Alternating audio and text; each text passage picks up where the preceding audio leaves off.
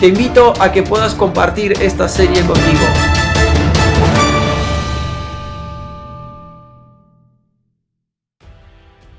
La influencia del espíritu de Grecia. Ese espíritu es el enemigo número uno de lo sobrenatural y de la influencia en la iglesia de Cristo. Su influencia ha paralizado lo profético y todo lo que es sobrenatural.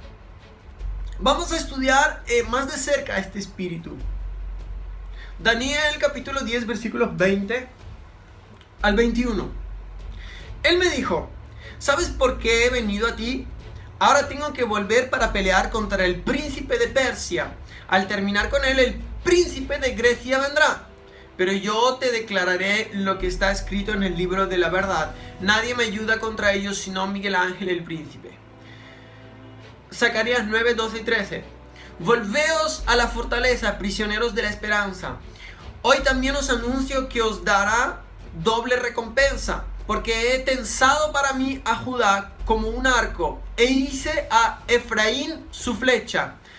Lanzaré a tus hijos Sión contra tus hijos Grecia, y te haré como espada de valiente. El espíritu de Grecia. Con la muerte de los apóstoles en el año 100, el espíritu de Grecia comenzó a infiltrarse en la fe. El mundo griego en el cual esos primeros apóstoles ministraron estuvo lleno de filosofías. Los griegos fueron amantes de la sabiduría y por eso buscaban el conocimiento, al punto de desarrollar una mente totalmente idólatra. En otras palabras, ellos adoraban el conocimiento. La palabra filosofía salió de Grecia y significa amor al conocimiento. Y no quiero que me malentiendan, el conocimiento, la sabiduría tienen su lugar, pero no como sustitutos del poder de Dios, de la fe. Los griegos fueron los guardianes de Aristóteles, de Platón, innumerables filósofos. Ellos tenían fuertes disputas tratando de defender sus puntos de vista. Ellos amaban el debate y el razonamiento. Fue en esta clase de mundo donde nació la iglesia. Por medio de la gracia y la unción apostólica se les dio la capacidad de vencer esa mentalidad. Presten atención, el espíritu de Grecia funciona como una estructura rígida. Está basada en el razonamiento, en el pensamiento humano, pensamiento humano. Y tiene como objetivo que el individuo llegue a ser un superhombre o un superdios. Ese espíritu se manifiesta en forma de pensamiento, el cual limita al creyente para que ese no entre en el reino de Dios, ni en sus dimensiones sobrenaturales. Para el tiempo de los apóstoles, el mundo estaba controlado políticamente por los romanos, pero estaba influenciado culturalmente por los griegos, por esta cultura griega, es decir, por este espíritu. Y ellos fueron los culpables de estas fortalezas de oposición. Los espíritus de intelectualismo, racionalismo, impidieron que muchos pudieran creer que Jesús había resucitado, incluso entre el pueblo escogido de Dios. Las universidades, los colegios, las escuelas de la época estaban llenas de este espíritu. Y como no, hoy en día. Sin embargo, los espíritus de intelectualismo, de racionalismo, orgullo, debate, mente idólatra son también espíritus gobernantes hoy en día en muchos sistemas de educación. Los primeros apóstoles tuvieron que confrontar a esos espíritus y nosotros no seremos la excepción. Igualmente, los cristianos de hoy tenemos que confrontar la misma oposición. Por ejemplo, diosas como Atenea, Sofía, Diana forman la estructura principal que sostiene este edificio. Atenea, por ejemplo, es la diosa griega que odia todo lo apostólico, lo profético, lo sobrenatural. Simboliza para los griegos la razón y la sabiduría. Sofía es la diosa de la sabiduría y del amor al conocimiento sobre todas las cosas. Diana es la diosa religiosa conocida como la reina del cielo. 2 Corintios 5:10, derribando argumentos y toda altivez que se levanta contra el conocimiento de Dios, llevando cautivo todo pensamiento a la obediencia de Cristo. Una de las traducciones dice: nosotros derribamos sofismos y toda cabeza orgullosa que se levanta contra el conocimiento de Dios. Los sofistas fueron filósofos griegos que se especializaban en la retórica y en la argumentación dialéctica. Ellos eran maestros, filósofos y profesionales que elaboraban argumentos complicados. El sofismo es un engaño del diablo. Los judíos buscaban señales, mientras que los griegos buscaban sabiduría. Los judíos que le pedían al Señor que hiciera señales, aún así no se convertían. Y los griegos buscaban sabiduría. 1 Corintios 1:22. Los griegos inundaron con esta filosofía todo el mundo occidental, incluyendo hoy en día los Estados Unidos, Europa. La finalidad de este espíritu ha sido gobernar todo el mundo. ¿Y cuáles son sus características? ¿Cuáles son las características de la cultura griega o ese espíritu de Grecia? En primer lugar está el humanismo. Es la filosofía que comenzó con Heráclito al destronar a Dios del centro de la atención para poner en su lugar al hombre. Humanismo, como si fuera un Dios. Un ejemplo de eso es el movimiento de la nueva era, el cual enseña que el hombre es Dios, que no necesita de un ser supremo para su existencia. Por favor. El siguiente pilar del espíritu de Grecia es el intelectualismo. Es una corriente de pensamiento que promueve la idea de que es más importante alcanzar títulos, reconocimiento humano, riquezas, por encima de Dios y de cualquier otra cosa. La razón, según el pensamiento griego, es la que rige el universo. La meta es desarrollar al hombre intelectualmente y de esta manera llevarlo a ser un Dios en sí mismo. El intelectualismo se rige por el pensamiento de las culturas occidentales, gobierna sobre Rusia, Europa, los países. ¿Y en qué consiste este intelectualismo? El humanismo y el intelectualismo. Niega todo aquello que no se puede explicar. Desestima o rompe, echa por tierra claramente el concepto de vivir por fe. Lo contradice. Este no puede ser explicado por el método científico. El vivir por fe no lo puedes razonar. Esa negación es una de las razones por las que la iglesia ha perdido su poder. La iglesia ha perdido el poder porque cree más en lo que se puede ver, lo que podemos ver a simple vista, más que en lo que no se puede ver. Y la palabra de Dios nos manda a vivir por fe y no por vista. Aquel cuya alma no es recta se enorgullece, mas el justo por su fe vivirá. Habacuc 2:4. Porque por fe andamos y no por vista. 2 Corintios 5:7. Luego, el intelectualismo, el humanismo niegan la existencia de los demonios. Y eso impide la liberación. Lamentablemente encontramos a muchos en la iglesia que están atados por el enemigo porque no se cree en liberación ni en demonios. Y una de las grandes mentiras del diablo con la cual engaña al ser humano es que los demonios no existen. Y la iglesia ha caído en esa trampa, lo ha creído. Y vamos a ver cómo Jesús trató con los demonios.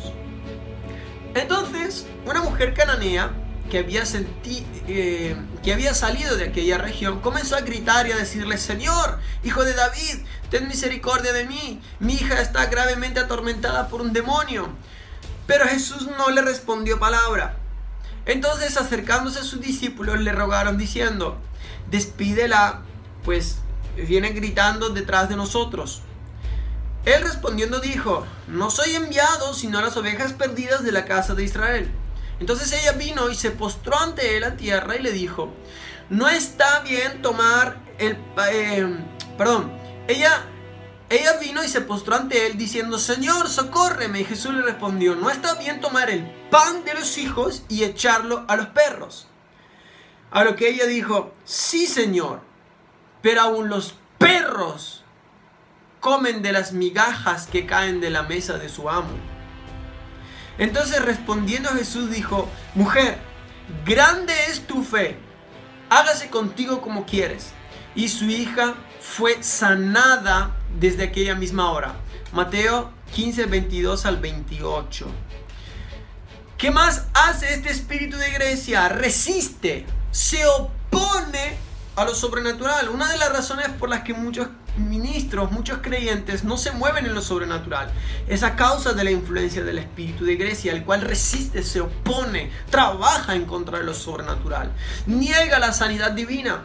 El pueblo de la Biblia, el pueblo judío, fue adiestrado para ver a Dios hacer cosas extraordinarias y sobrenaturales. Nuestro Dios, Jehová de los ejércitos, es un Dios sobrenatural. Él es poderoso, Él hace milagros, Él hace sanidades, prodigios, echa fuera demonios, profetiza. Su esencia es revelarse, mostrarse como un Dios sobrenatural.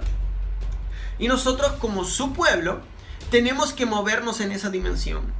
Pero la influencia del espíritu de Grecia ha sido tan grande que ha creado fortalezas en las mentes de las personas, impidiendo que en la iglesia las personas sean salvas, sean sanas, sean libres, y prefieren razonarlo todo. Si no lo entienden, no lo creen. Si no lo ven, no lo creen. Si de verdad queremos ver lo sobrenatural de Dios, tenemos que renunciar y tenemos que ser libres del espíritu de Grecia. Este espíritu además descarta los dones del Espíritu Santo. Muy rara vez vemos a creyentes fluir en los dones del Espíritu Santo. Hablan de ellos, pero ni ellos mismos los creen, porque no los practican. Dime lo que practicas y te diré quién eres. Dime lo que practicas y te diré lo que realmente crees. Este espíritu humaniza la palabra de Dios, lo que hablábamos recién. El espíritu de Grecia dice que la palabra de Dios es como la palabra de un hombre cualquiera. Es un libro de historia. Pero en la mente hebrea es que Dios es sobrenatural, que Dios es Dios y no es un hombre para ser explicado. Esa fue la mentalidad que Jesús trajo. Jesús vino y demostró lo sobrenatural de Dios. Ahora, ¿cómo podemos ser libres del espíritu de Grecia? Primero, renunciando a toda fortaleza de ese espíritu, haciendo guerra en contra de ese espíritu con el poder de Dios. Zacarías 9:12. Volveos a la fortaleza, prisioneros de la esperanza. Hoy también os anuncio que os dará doble recompensa, porque he tensado para mí a Judá como un arco, e hice Efraín su flecha. Lanzaré a tus hijos, Sión, contra tus hijos, Grecia, y te haré como espada de valiente. La demostración de echar fuera demonios y fluir en los dones del Espíritu Santo son el antídoto contra el espíritu de Grecia. ¿Cómo vencemos al espíritu de Grecia? Renunciándolo, siendo libres. ¿Y cómo lo combatimos? Echar fuera demonios y fluir en los dones del Espíritu Santo. Sabemos que tenemos un Dios maravilloso, Él es poderoso y sigue haciendo maravillas. Y una de las herramientas que está siendo de gran utilidad para derribar toda fortaleza de este pensamiento es la unción apostólica. Y vamos a ver un poco en qué consiste eso. La unción apostólica es una de las manifestaciones que demuestran lo sobrenatural. ¿Cuáles son las características de la unción apostólica? Trae liberación y sanidad. Le acompañan señales, sanidades y milagros. Es una unción que abre nuevos territorios, es pionera. Es una unción que trae nuevas revelaciones. Es una unción, revelaciones de Dios. Es una unción que sana al quebrantado de corazón. Es una unción poderosa para alcanzar almas. Es una unción que levanta líderes. Es una unción profética. Donde quiera que va un apóstol genuino, tienen que ocurrir milagros, sanidades, maravillas, prodigios. Porque está en su ser, en su llamado, en luchar contra el espíritu de Grecia, demostrando el poder de Dios. Y esta no es una serie acerca de los llamados ministeriales. Por lo tanto, no me voy a poner a hablar ahora acerca de si existen o no existen apóstoles, profetas, porque incluso ese debate forma parte del espíritu de Grecia. Así que, hermanos, cuando fui a vosotros para anunciaros el testimonio de Dios, no fui con excelencia de palabras o de sabiduría, pues me propuse no saber entre vosotros cosa alguna sino a Jesucristo y a este crucificado. Y estuve entre vosotros con debilidad, con mucho temor y temblor, y ni mi palabra ni mi predicación fueron con palabras persuasivas de humana sabiduría, sino que fueron con demostración del Espíritu y de poder, para que vuestra fe no esté fundada en la sabiduría de los hombres, sino en el poder de Dios. 1 Corintios 2, 1 al 5.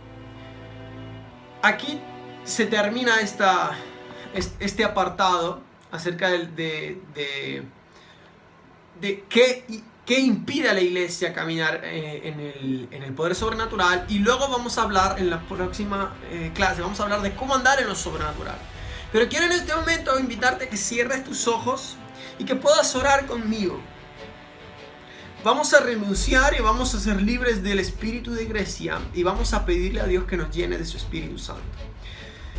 Padre, por la gracia de Jesús, por la obra terminada de Jesús en la cruz, yo me acerco a ti en esta hora, Señor, y me arrepiento de mis pecados.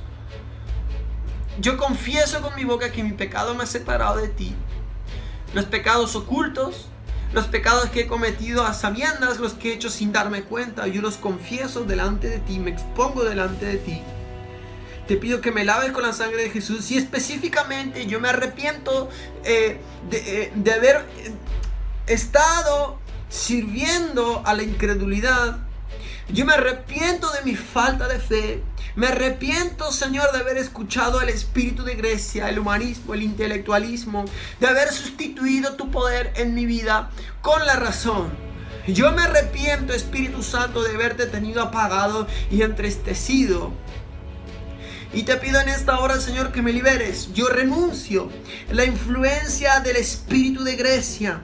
Todo espíritu de Grecia, todo pensamiento, toda fortaleza mental de espíritu de Grecia, yo la renuncio y la echo fuera de mi vida.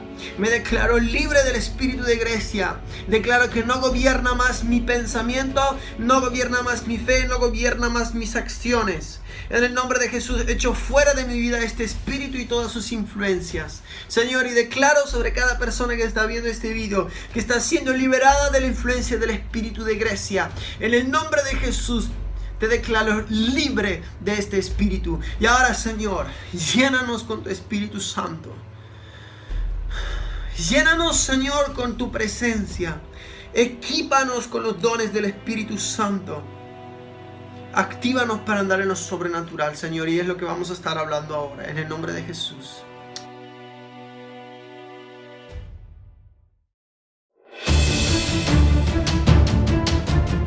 Te invito a que puedas compartir esta serie contigo.